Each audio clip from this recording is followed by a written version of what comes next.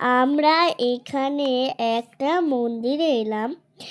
আমার এখানে খুব ভালো লাগছিল, তাই দেখো আমি নিজের মতো নিজে নাচ করছিলাম।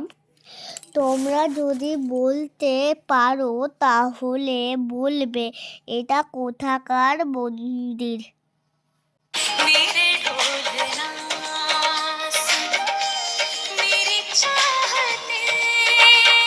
তারপরে চলে এলাম মলে। এখানে আয়নার সামনে দাঁড়িয়ে আমি গান করছিলাম।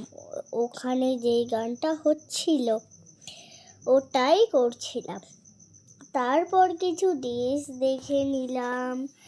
তারপরে ওখান থেকে একটা জিনিস মাকে দেখাচ্ছিলাম, সেটা হলো চকলেট, আমি যেটা খাই। তারপরে একটু ট্রলিটা ধরে নিলাম। তারপরে আমি কিছু বোতলও দেখে নিলাম, কিন্তু কিছুই আর কিনা হয়নি, শুধু ঘোরাই হয়েছে।